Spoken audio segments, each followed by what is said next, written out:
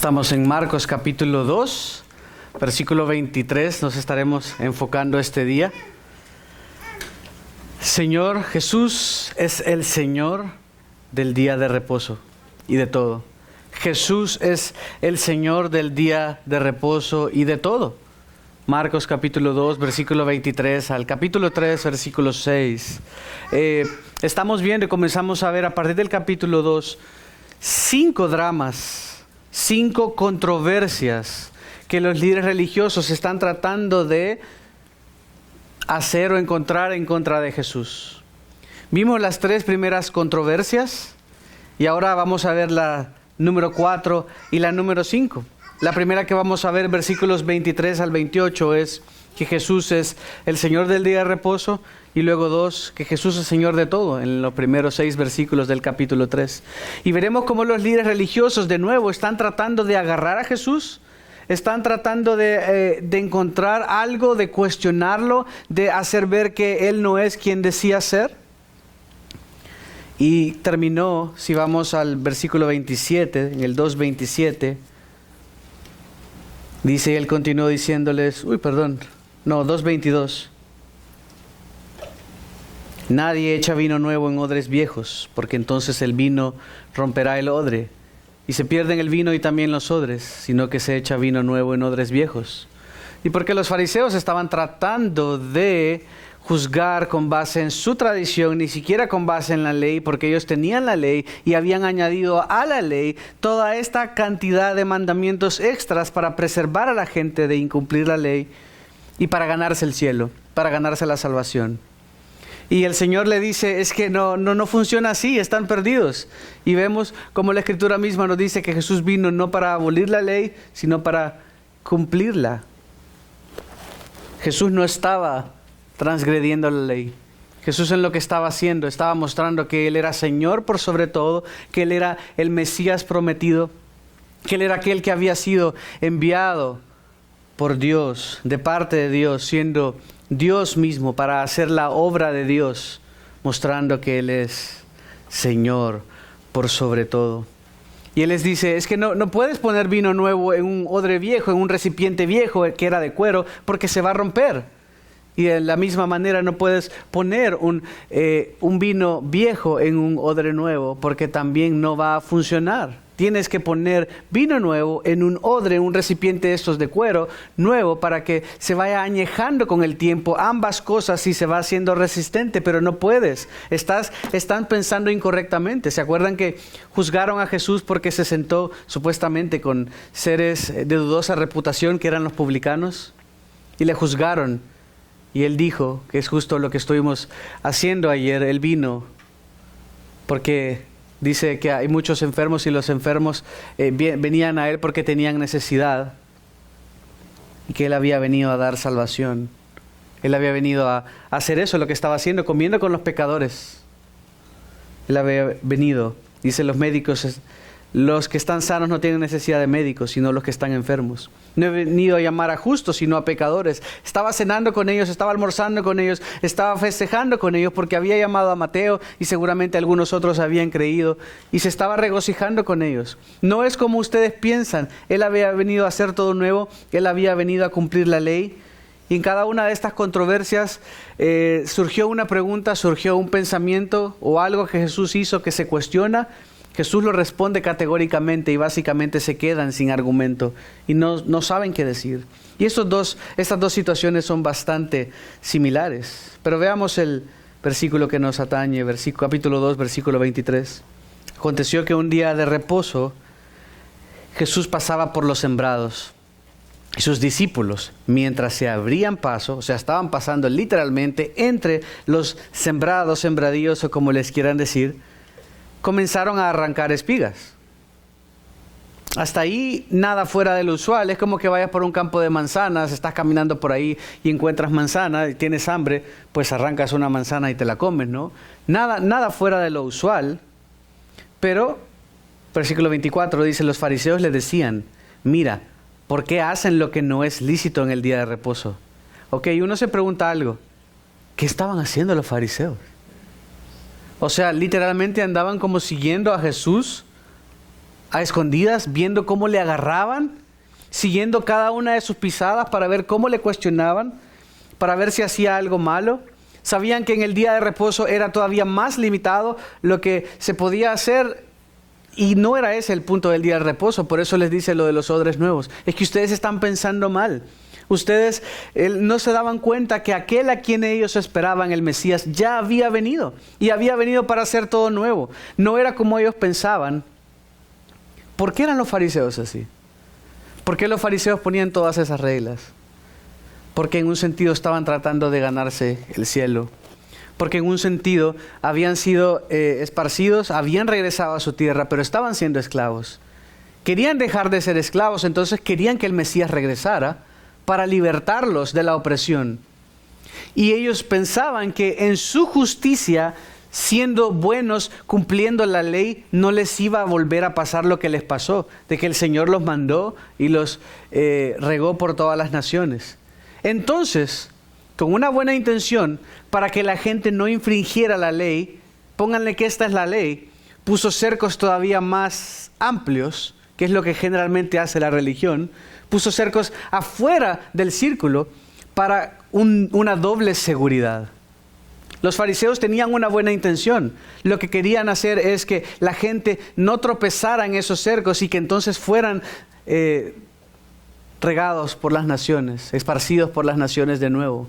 Y ellos pensaban que entonces al agradar a Dios, al portarse bien, al cumplir la ley, al ser buenos, eso iba a lograr que el Mesías finalmente viniera y fueran libertados de la opresión de los romanos. Pero Jesús continuamente les está tratando de decir: yo soy el que ustedes esperaban.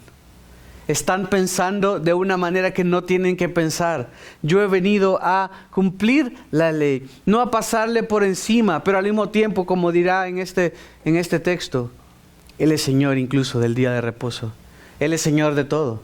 El día de reposo el Señor lo dio para nosotros, para tener un tiempo a solas con Él, para descansar. Es lógico, todos queremos descansar. Nadie quiere trabajar 24/7. Nadie quiere trabajar todos los días de la semana. Al menos hay un sábado, un domingo, o como José tal vez, que tiene el trabajo de repente complicado, a veces descansa un martes, un miércoles, o descansa en horas diferentes. Pero todos necesitamos un descanso. Todos necesitamos un día. El Señor mismo descansó no porque lo necesitara, pero para modelarnos, para ilustrarnos. Dejó ese día para buscar al Señor, para estar en comunión con Él, para tener más reposo. Pero no era tanto como: no hagas eso, no trabajes, ¡pum! No hagas pan, no hagas nada. La intención no era privar al hombre de hacer algo durante el día de reposo. La intención es un regalo para que tuvieran sosiego, tuvieran calma y buscaran a Dios. El día de reposo era algo bueno para el hombre. Los fariseos lo habían hecho: no mires, no te pintes las pestañas, solo camina, y tienes que caminar lento y con la cabeza agachada para ir al baño, porque todo lo demás es trabajo. Si tú corres porque se te están quemando los frijoles, ya es trabajo. Y suena un poco sin afán de burla, pero como los Amish, por ejemplo, que no pueden usar tecnología, pero sí pueden usar tractores, porque es de trabajo. Entonces van en sus tractores al supermercado porque es herramienta de trabajo. O sea, si solo lo piensas un poquito, es como: no hace sentido. Es básicamente lo que hacían los fariseos. Algo que el Señor hizo para nosotros, para que descansemos, para que nos despertemos tarde, para que pudiéramos estar: Señor, este domingo que venís, Señor, este es tu día. Queremos alabarte, queremos adorarte, queremos tenerlo más tranquilo. No quiero andar con mucho afán. Los fariseos lo habían hecho: no. Y la gente sentía la presión. Pero, ok, ¿qué decía la ley? Vamos a Deuteronomio. ¿Acaso lo que hizo Jesús con sus discípulos estaba mal? Con eso en contexto de Deuteronomio, capítulo 23, 25. Deuteronomio 23, 25.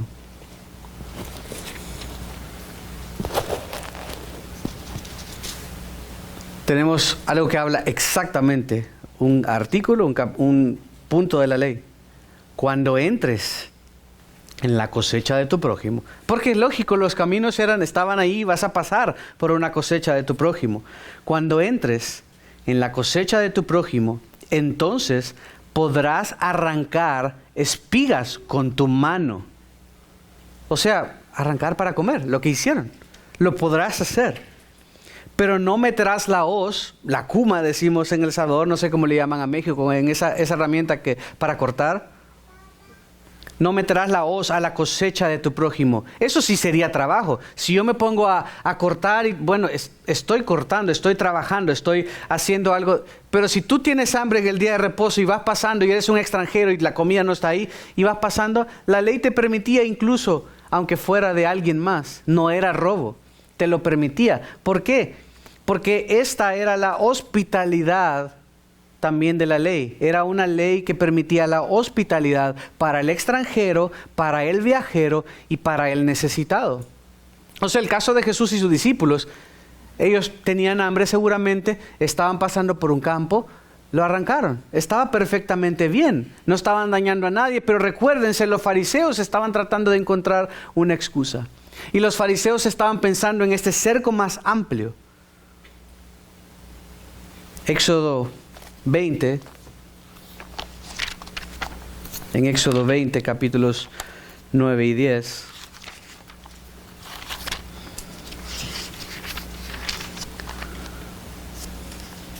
Acuérdate del día del reposo, para santificarlo, para apartarlo, quiere decir. 6 días trabajarás y harás toda tu obra, pero el séptimo día es día de reposo para el Señor tu Dios. No harás en él trabajo alguno tú, ni tu hijo, ni tu hija, ni tu siervo, ni tu sierva, ni tu ganado, ni el extranjero que está contigo. Y el ejemplo del descanso del Señor, porque en 6 días hizo el Señor los cielos y la tierra, el mar y todo lo que en ellos hay, reposó en el séptimo. Por tanto, el Señor bendijo el día de reposo y lo santificó. Bastante larga la explicación, pero vemos que en la ley misma permitía esto. No estaban trabajando, estaban alimentándose. Siempre, o nunca más bien, la ley estaba por encima de la necesidad. Tú estás necesitado, me estoy muriendo. No, lo siento porque no puedo trabajar. Nunca fue ese el propósito. Y vemos como Jesús incluso se acerca y al leproso que no se debía tocar, decía que no se debía tocar porque alguien iba a ser impuro. Y Jesús no solo se acerca, sino le toca. Y le sana, lo toca, claro. Estaba por encima de la ley porque aparte era Dios, no, era imposible para él ser impuro. Pero por encima de los reglamentos de la ley estaba el cuidar del prójimo. Estaba, si alguien se está muriendo, por supuesto que le puedes ayudar. Por supuesto que puedes hacerlo. Entonces, no, hermano, fíjate que yo sé que te estás muriendo de hambre y estás ahí, pero no te puedo recoger porque te atropellaron y es el día de reposo, lastimosamente. Mañana con gusto llego.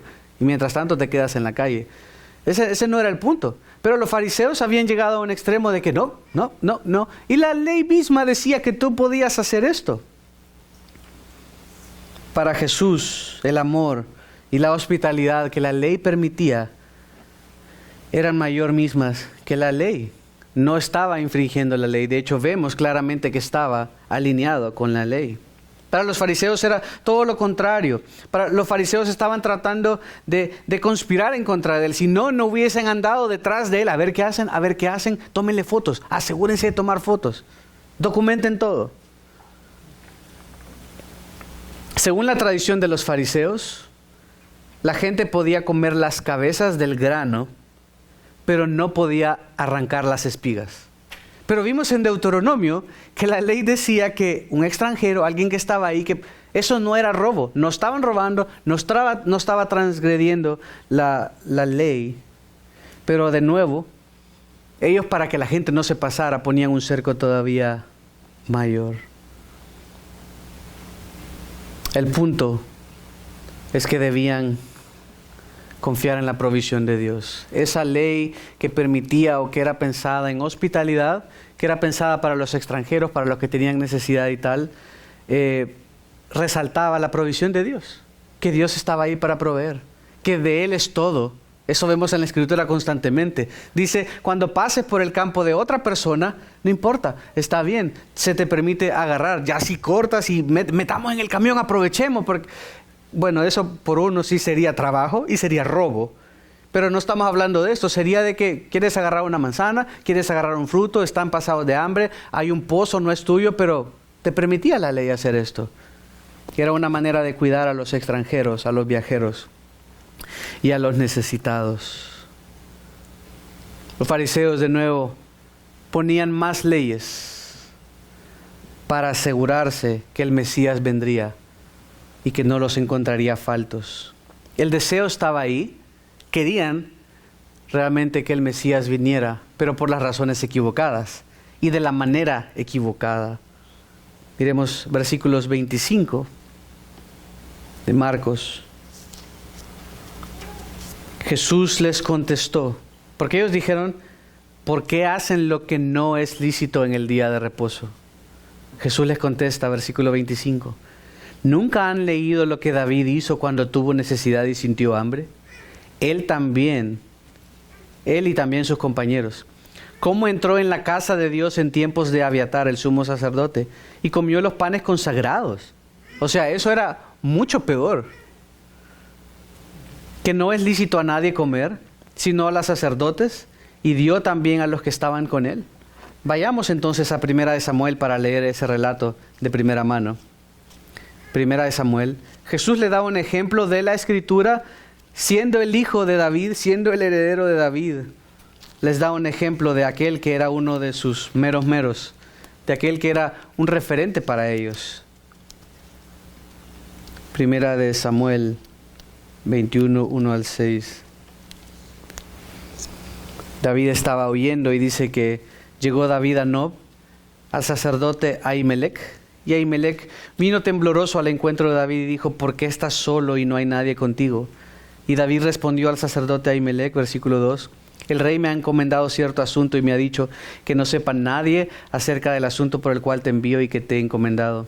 Yo he citado a los jóvenes a cierto lugar. Ahora pues, ¿qué tienes a mano? Dame 5 panes o lo que tengas. Hasta ahí todo normal. Versículo 4 dice, respondió el sacerdote a David, no hay pan común a la mano. No tenían comida disponible para darles. Estaban en necesidad, tenían hambre, pero hay pan consagrado, siempre que los jóvenes se hayan abstenido de mujer. David responde al sacerdote, ciertamente las mujeres nos han sido vedadas, como anteriormente cuando he salido en campaña. Los cuerpos de los jóvenes se han mantenido puros, aunque haya sido un viaje profano. ¿Cuánto más puros están sus cuerpos hoy? Entonces el sacerdote les dio el pan consagrado, porque ahí no había otro pan, sino el pan de la presencia, que había sido quitado delante del Señor para colocar pan caliente en su lugar al ser retirado. David hizo esto. Los sacerdotes horneaban pan en el Shabbat, el sábado, lo ponían en la mesa del tabernáculo, se llamaba el pan de la proposición o el pan de la presencia, que quiere decir rostro del Señor. Y este pan estaba ahí para el Señor, y días después los sacerdotes únicamente lo podían comer. Lo que David técnicamente estaba haciendo infringía los reglamentos, la ley, pero por encima estaba la necesidad, el hambre, el cuidado para hombres que eran de Dios y que estaban siendo injustamente perseguidos. Y se les permitió comer y no fueron consumidos. Y vemos cómo constantemente está esto. Cómo constantemente está por encima de la ley, del reglamento, del no hagas, el amor, el cuidado del prójimo. Hay algo ahí que el versículo, si vemos en Marcos, dice, cómo entró en la casa de Dios en tiempos de Abiatar, el sumo sacerdote, y comió los panes consagrados. No sé si lo notaron, pero en 1 Samuel no dice que el sumo sacerdote era Abiatar. Dice que el sumo sacerdote era Ahimelech. Ahimelech era el padre de Abiatar. Y eso se explica de dos maneras. Sí, de dos maneras. No dice que él se reunió con Abiatar. Eso sería muy confuso porque en Samuel dice que se reunió con Ahimelech. Y en Marcos, cuando Jesús lo cita, no dice que se reunió con Abiatar. Dice que se reunió, que fue en tiempos de Abiatar, lo cual explicaría esto. Pero también en ese entonces a cualquier hombre, cualquier niño, cualquiera que fuera del sexo masculino, dentro de la familia del sumo sacerdote, era costumbre llamarle sumo sacerdote. De la misma manera que a veces vemos saltos en las generaciones de Mateo, por ejemplo, hay saltos, y el padre, y el padre, y el padre, y no necesariamente es el padre, sino es el abuelo. Es común en el hebreo saltarse generaciones para mencionar tal vez a la persona que era más significativa y se lo salta. Eso no quiere decir o no habla de errores, sino simplemente cómo se usaba, cómo se reportaba. Igual acá. Entonces, su descendencia, correcto. Entonces, si Abe era el sumo sacerdote, perfectamente podía decir Sam, el sumo sacerdote, Dani, el sumo sacerdote, y no era un error. Era común asumir que toda la casa era sumo sacerdote. Solo una aclaración por si se fijaron, por si lo notaron, de lo que está diciendo Marcos ahí, versículo 26, Marcos 2.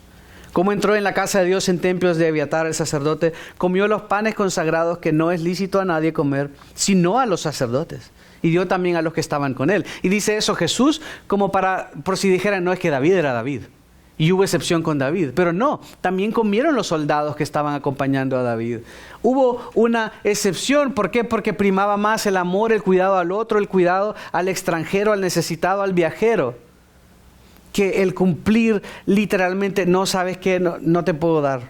Y nosotros tenemos el pan de la comunión que comemos. Si alguien no ha comido, viene alguien que no ha comido y viene de viaje y solo tenemos esos pancitos y le decimos no, porque esos son de la Santa Cena. Sería una contradicción nuestra olvidarnos de reglas humanas y no cuidar de nuestro prójimo, de no amarle. El Señor les está respondiendo. Les pudo haber dicho simplemente yo soy Jesús, yo soy Señor, yo soy el Mesías. Pero les explica para hacerlos pensar. Les da ilustraciones de su misma historia para hacerle ver. Esta explicación que les di de Deuteronomio, Jesús ni siquiera se la dio. Realmente no estaba infringiendo. Literalmente no estaban infringiendo. Lo que estaban infringiendo eran las reglas de los fariseos. Pero además, lo que sí hace es explicarles de la historia a alguien que sí había infringido y cómo había estado bien. Incluso por los sacerdotes, solo asegurándose que estuvieran puros, que no venían llenos de pecado. Les dice, no han conocido mujer, no han estado con mujer, están limpios. Entonces pueden comer. Pero versículo 27 les dice, y él continuó diciéndoles, el día de reposo se hizo para el hombre. La Escritura lo dice. El día de reposo se hizo para el hombre y no el hombre para el día de reposo. Es claro. Está diciendo, es que este es un día para descansar, es para que podamos buscar al Señor, no es para buscar todas las prohibiciones del mundo. Es para libertar, es para descansar, no para atar, que es lo que los fariseos hacían.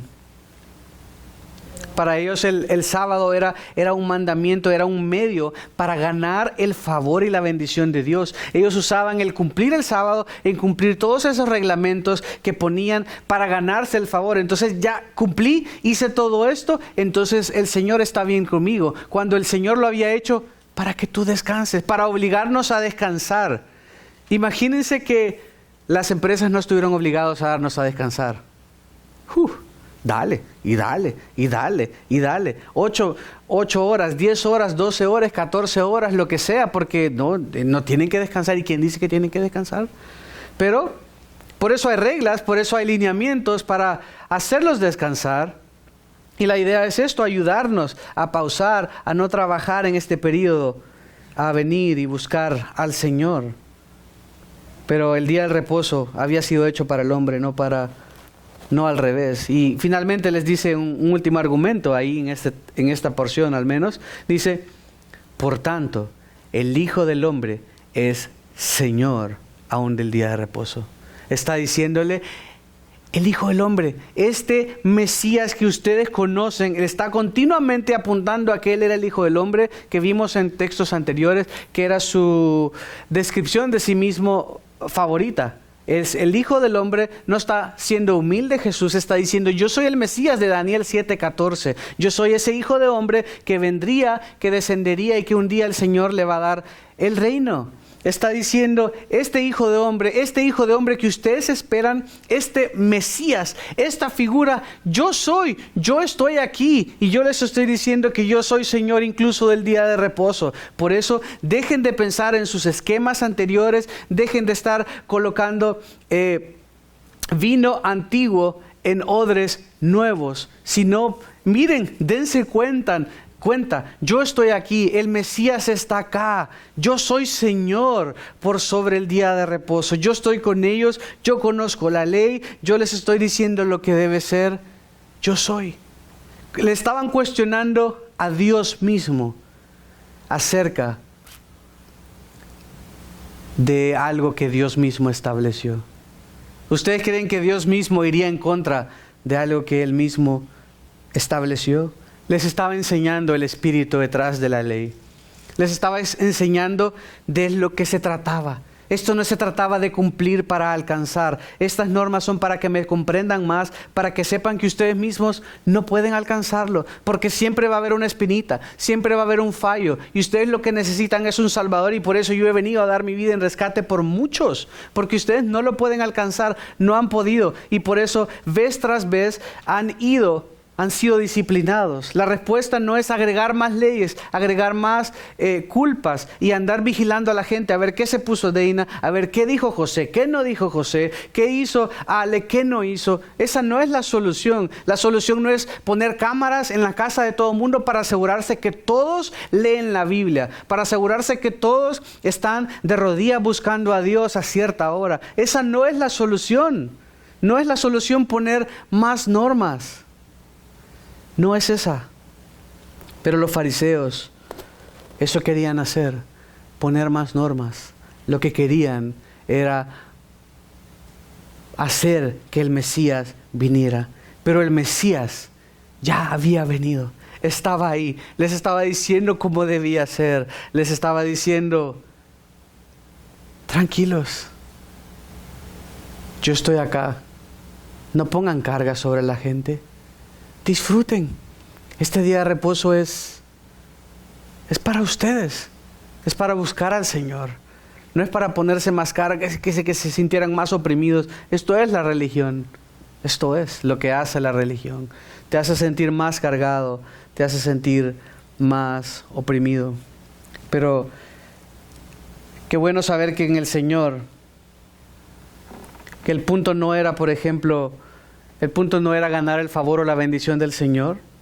El punto del sábado, era hacia qué apunta, hacia el Señor y a ese descanso que trae Él, a ese descanso que trae Jesús, a ese descanso que te dice, hey, tranquilo, ligeras, mis cargas son ligeras, mi yugo es fácil, vengan a mí todos los que están trabajados y cansados, todos aquellos que han intentado por sus propios medios, todos aquellos que corren y se pegan y se vuelven a levantar, vengan a mí, todos aquellos que han sido defraudados por la religión, vengan a mí. El tema es encontrar descanso en Jesús.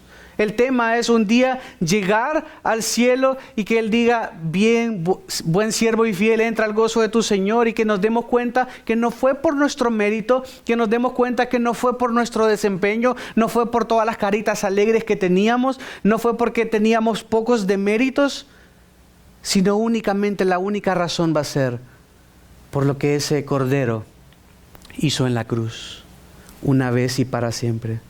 Al final vamos a darnos cuenta que después de todo lo que veamos nuestra vida y veamos nuestra vida pasar como en un cortometraje o un largometraje, nos vamos a dar cuenta que la única razón por la que perseveramos hasta el final es porque Jesús fue fiel.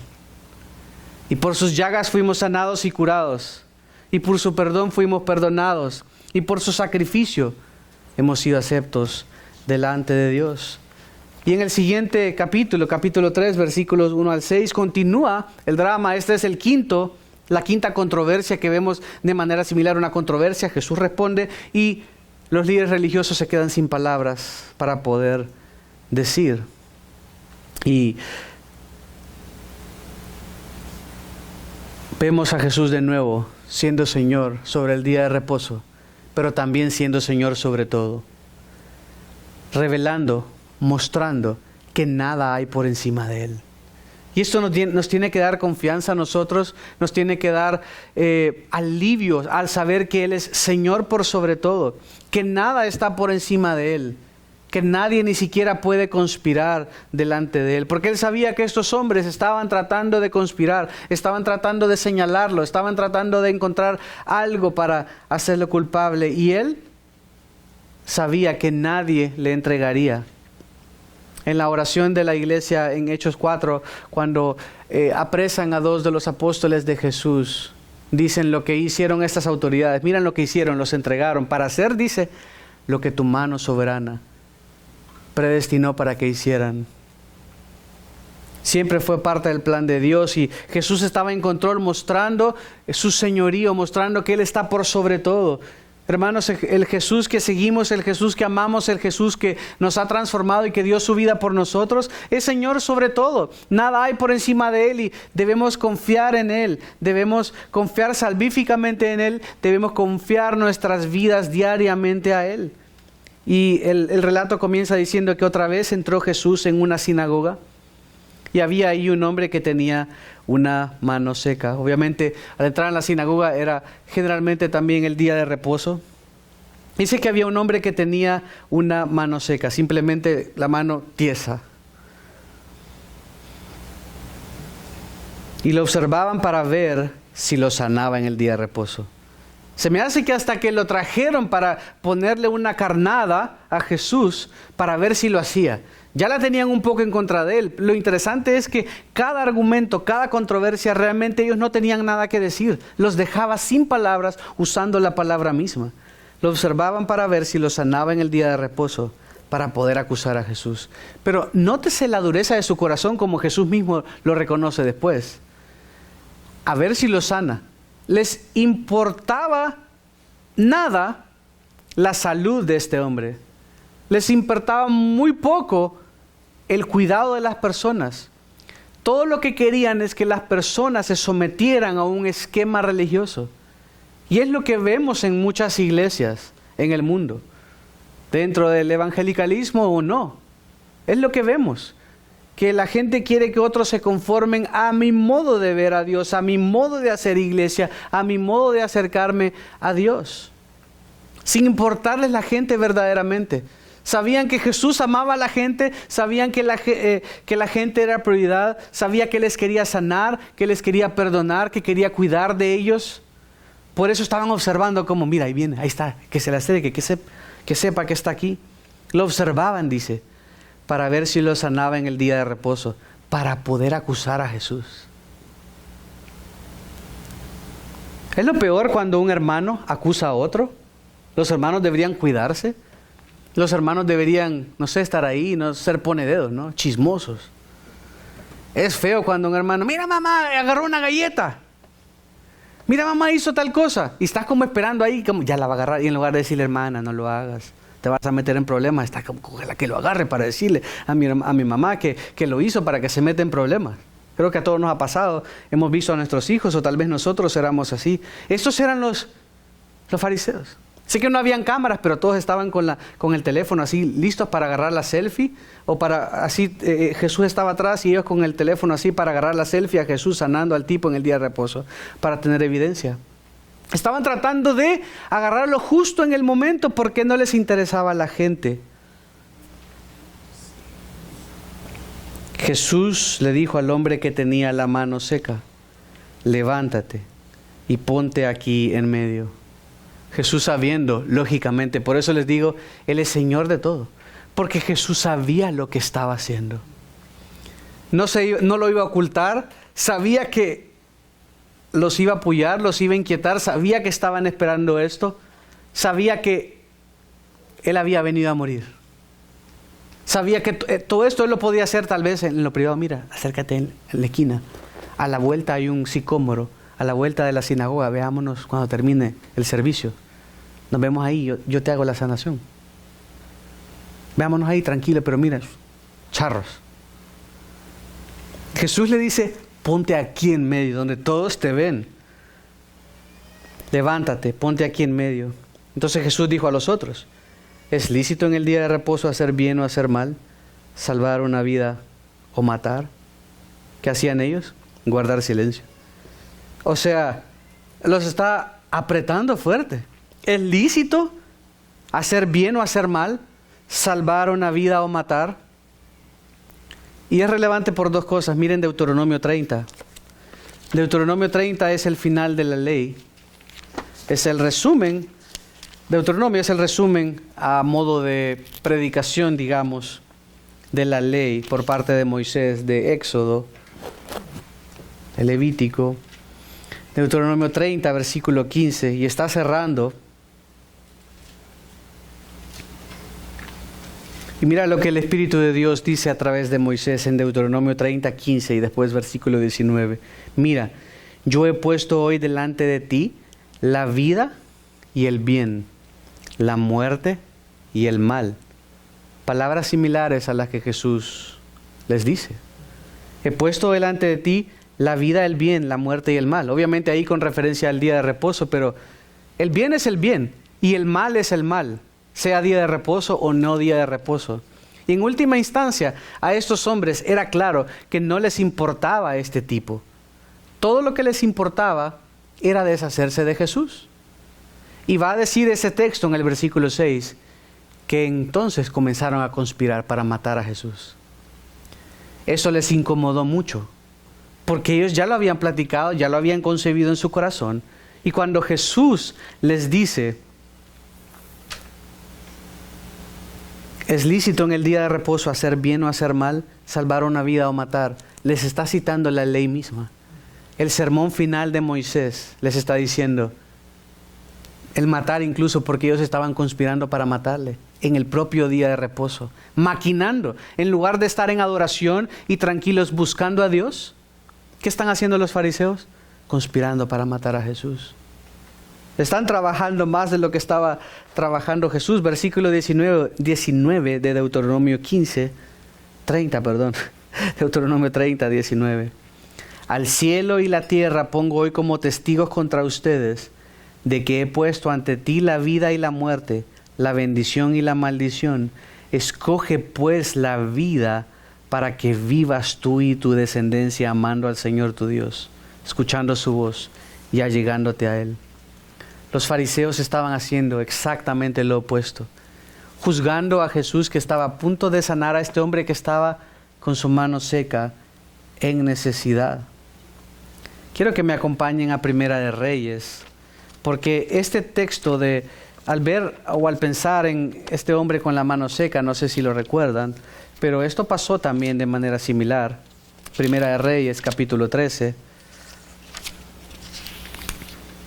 versículos 1 al 10. Primera de Reyes 13, versículos 1 al 10. El lenguaje que usa para comunicar la mano seca y que se para y tal, recuerda lo que sucedió con Jeroboam. Primera de Reyes 13:1. Sucedió que un hombre de Dios fue desde Judá a Betel por palabra del Señor, cuando Jeroboam estaba junto al altar para quemar incienso.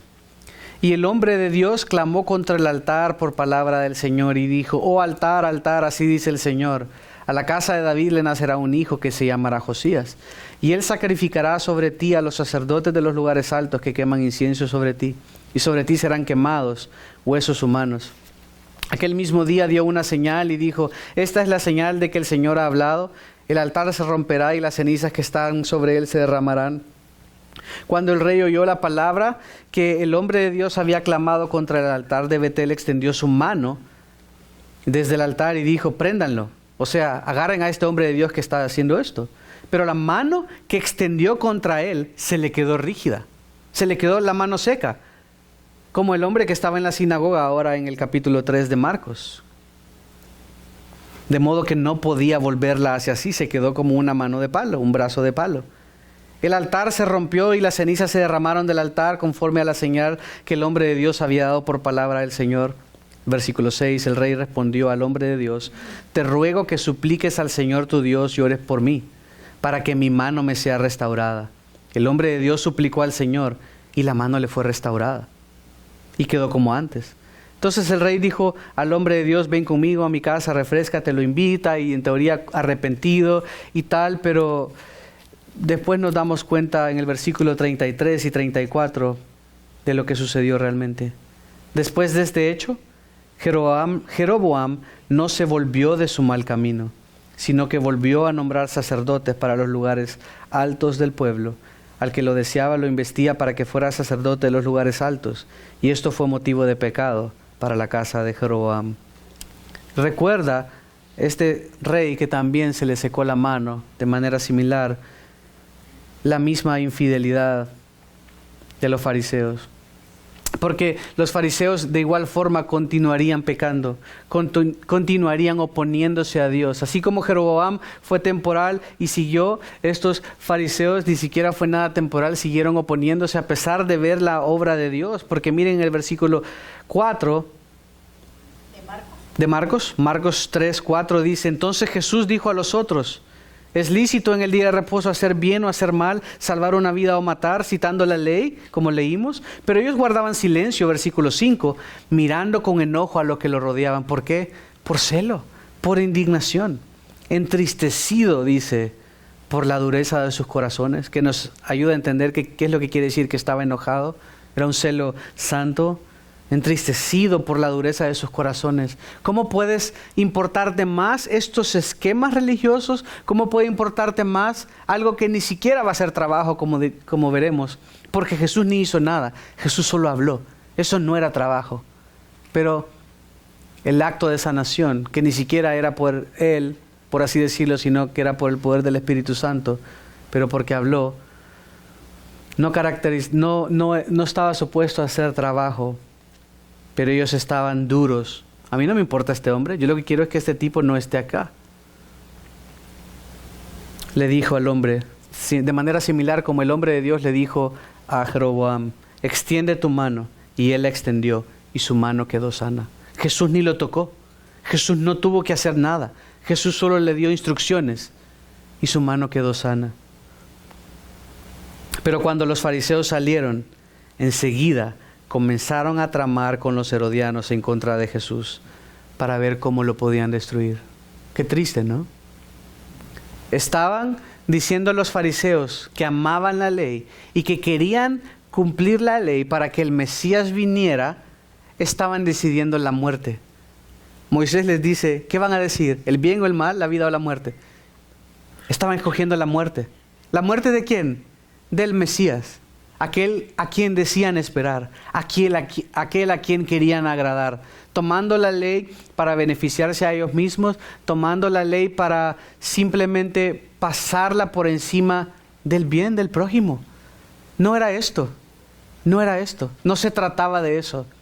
No se trataba de hacerse, lo he dicho muchas veces, que esa viuda que dio todo lo que tenía, qué lindo, qué hermoso gesto, pero los líderes religiosos debían decirle: no, hermana, tranquila, nosotros le vamos a ayudar, no se tiene que ir a morir, porque estaba supuesto a ayudar a las viudas y a los huérfanos la iglesia, los que eran del Señor,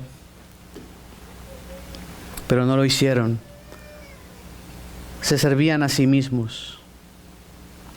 Y dice que conspiraron contra los herodianos. ¿Quiénes eran los herodianos? Los herodianos eran los que apoyaban el rey Herodes. Obviamente él era parte judío y por eso estaba ahí y por eso también no lo querían. Los fariseos no tenían el poder político para matar a Jesús. He ahí el por qué necesitaban a los herodianos para matar a Jesús. Porque los herodianos no eran fariseos, no guardaban la ley como ellos lo guardaban, pero tenían el poder político porque eran los que estaban lucrándose en el poder. Se odiaban mutuamente, pero se mantenían a raya, eran fuerzas políticas. El verdadero poder político lo tenían los herodianos. Por eso los fariseos no los querían. Sabían que tenían el poder para reinar y ellos no, así que los necesitaban. Los herodianos también no querían a un Mesías. ¿Por qué? Porque si yo era herodiano, si yo soy de Trump o de Biden o de Kamala, yo quiero que ellos son los que gobiernen porque de alguna manera me estoy beneficiando. Y yo no quiero que venga alguien más y me quite del poder. Entonces no querían ningún Mesías, querían que Herodes siguiera ahí. Los fariseos no querían Herodes, pero ahorita me conviene ser tu amigo porque ninguno de los dos queremos ningún Mesías. Yo no quiero ningún Mesías que me quite la chamba, que me esté arruinando aquí todo el rollo con la gente. Yo estoy tratando de educarlas para que vivan y ponerles todas estas reglas y este tipo está diciendo todo lo contrario. Entonces matémoslo y me voy a asociar con mis enemigos naturales para matar a un enemigo común. Los fariseos escogieron la muerte del Hijo de Dios. Pero incluso en eso vemos a Jesús exhibiéndose como Señor.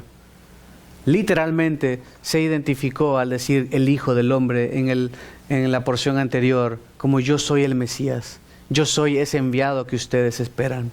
No está diciéndoles cualquier nombre. Está diciéndoles yo soy.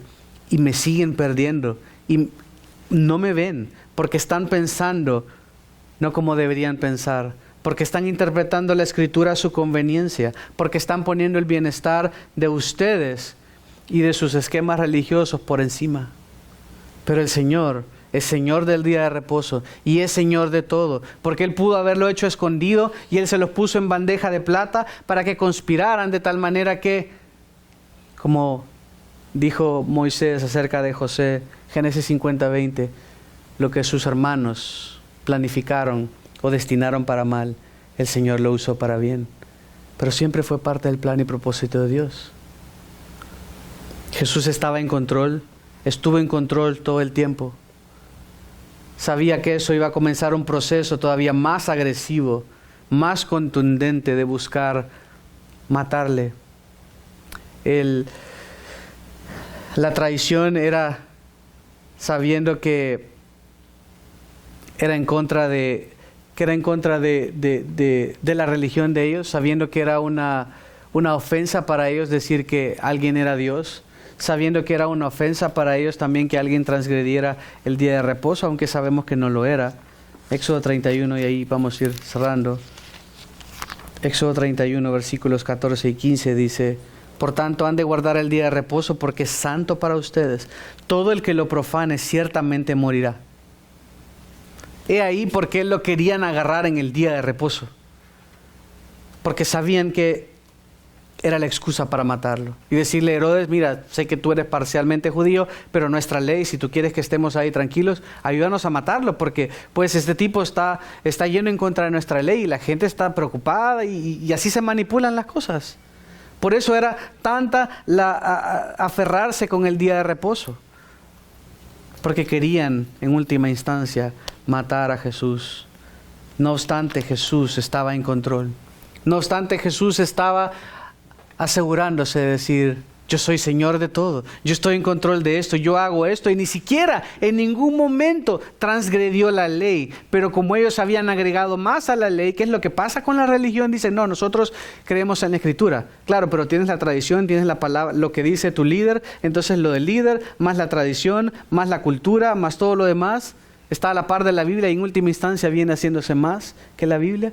Es lo que pasa y es lo que pasó en ese sistema religioso también.